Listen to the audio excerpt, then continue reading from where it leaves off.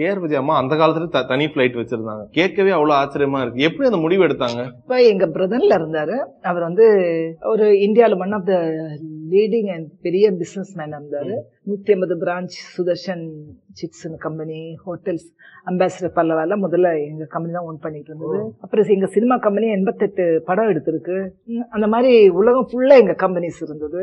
அப்படி ஒரு பிரபலமான ஒரு பிசினஸ் மேன் வந்து ஒரு கப்பல் வாங்குறதோ ஒரு பிளைட் வாங்குறதோ பெரிய விஷயம் இல்ல.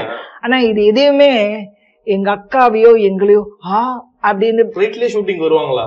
வருவாங்க. நான் எங்க பிளைட்ல என்னோட ஹாஸ்டல் ஊட்டிக்கு போறதுக்கு முன்னாடி மேட்டுப்பாளையம் கோயம்புத்தூர் வரைக்கும் எங்க பிளைட்ல போவோம். அங்க இருந்து கார்ல மேட்டுப்பாளையம் வழியா ஊட்டிக்கு போவோம். பஸ்ல ஏறி போற மாதிரியே பேசுறீங்க. இல்ல எங்களுக்கு அது ஒரு பெரிய அதோட வேல்யூ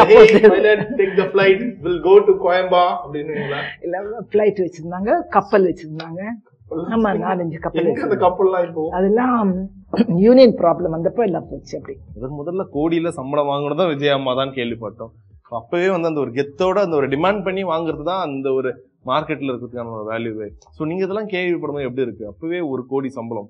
எனக்கு அந்த ரொம்ப சின்ன வயசு அந்த கோடினா என்ன, லட்சங்கள்ல என்ன டிஃபரன்ஷியேட். எப்ப நீங்க கேள்விப்பட்டீங்க? எந்த படத்துக்கு இல்ல எந்த டைம்ல மேம்? நாங்க வந்து அதுல எல்லாம் ரொம்ப இன்டர்ஃபியர் பண்றது அதெல்லாம் கிடையாது. நடிப்பாங்க, அது பிரமிப்பா பார்ப்போம், ரசிப்போம். அதை பத்தி ஏதாவது முடிஞ்சா இது நல்லா இருக்கு அதெல்லாம் சொல்லுவோமே தவிர இந்த மாதிரி விஷயங்கள்லாம் நாங்க எங்க கருத்தை பகிர்ந்துகிட்டதே கிடையாது. கேஆர் விஜய் அம்மா மரணம்ன்ற மாதிரிலாம் போட்டதுல ரொம்ப நீங்க பாத்தீங்களா? அதெல்லாம் நான் இங்க இருக்கல, ஏன்னா ஆக்சுவலி நான் நிறைய டிராவலிங்ல இருந்தேன். அப்படி கேள்விப்பட்டு போய், ஏன்னா எங்க அக்கா எங்களை விட எல்லாம் ரொம்ப ஸ்மார்ட். ரொம்ப மார்னிங் எழுந்திரிச்சா ரொம்ப ஏர்லி மார்னிங் பேர்ட். அவங்க எக்ஸசைஸ் பண்ணுவாங்க, சாமி பூஜை பண்ணுவாங்க, எதையுமே நிறுத்தினது இல்லை. அவ்வளோ ஆக்டிவான ஒரு பர்சன். கடவுள் புண்ணியத்துல இன்னும் 7 தலைமுறைக்கு அவங்க நல்லா ராணி மாதிரி தான் இருப்பாங்க. அப்படி வாழறவங்களை பத்தி என்னமோ எழுதணுங்கிறதுக்காக எல்லாம் எழுதிடக்கூடாது இல்லையா?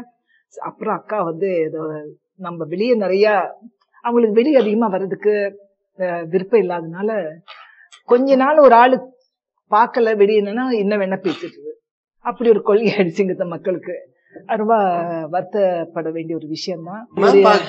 இந்த மாதிரி சோசியல் மீடியா இதெல்லாம் ஃபாலோ பண்றாங்களா எப்பவாச்சு? அக்கா சொல்லுவாங்க, நம்ம நல்லா சாதிச்சாச்சு, வாழ்ந்தாச்சு, இனி என்ன நம்ம குறைகளையும் இதை பத்தி பேசிக்கிட்டு என்ன பிரயோஜனம்? நல்லா இருக்கும், நம்மளுக்கு தெரிஞ்சா பத்தாதா அப்படின்பாங்க. அது அவங்களுடைய பிரின்சிபல். நடிகர் ஒரு கட்டத்துல வந்து நிறைய பணம் சம்பாதிச்சு நிறைய கலைஞர்களுக்கு புகழோட உச்சத்துல இருப்பாங்க. ஆனா ஏதோ ஒரு விஷயம் உங்களை கடைசி ஒரு அடிமட்ட நிலைக்கு எடுத்துக்கணும். என்ன காரணம் நினைக்கிறீங்க?